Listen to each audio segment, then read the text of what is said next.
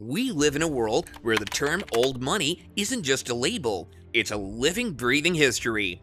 It's the story of family lineages soaked in tradition and splashed with the hues of opulence. But hold on, this isn't just about pocketing riches, it's about the art of upbringing. So join us on this journey as we uncover the differences in raising boys and girls in the upper echelons of society. Growing up in an old money household isn't exactly a walk in the park. Picture it as a grand symphony of expectations where kids are raised with one clear goal: to safeguard the family fortune and maintain a high societal rank. Think of it like taking a page from John D. Rockefeller Jr.'s playbook, gracefully navigating the family empire while dodging the media spotlight. But not every old money story ends happily. Some, like England's King Edward VII, faced their own struggles and gave up thrones for love.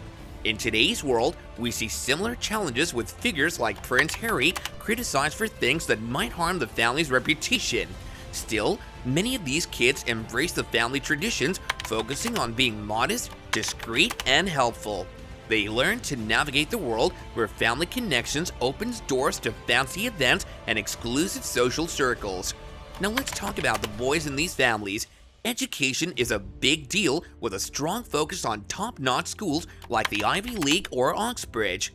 These boys, meant to carry on the family legacy, go through a process of getting used to it all, from summer programs to campus events. But it's not just about school. These boys are also handed the responsibility of leadership, getting ready for important roles in family business or charity work. Look at the sons of an up-and-coming old money empire like Bernardino's kids leading an LVMH.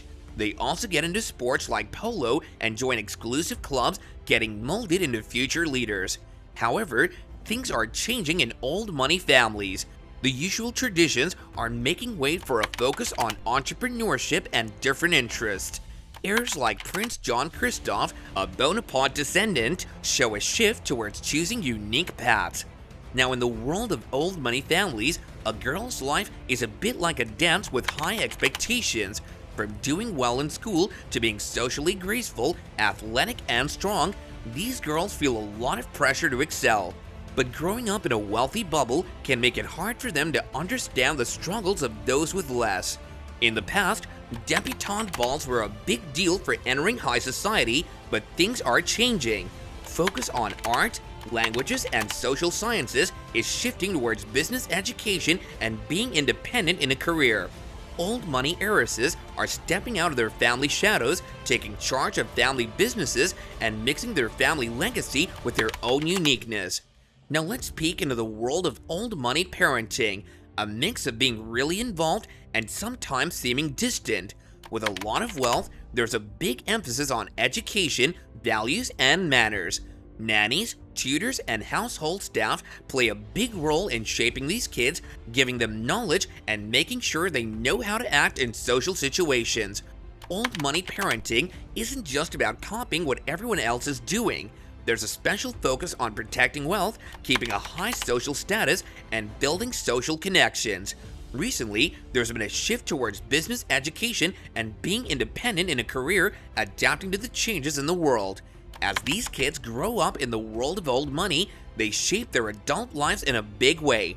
Being modest, smart with money, discreet, doing community service, and staying committed to education become their guiding principles.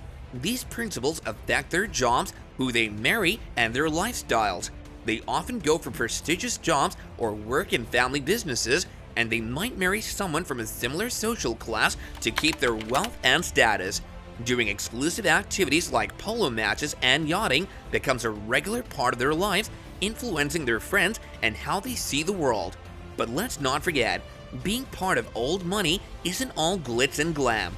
There's pressure to do well in school and at work, a responsibility to keep the family's money safe, and sometimes people judge them because they're wealthy.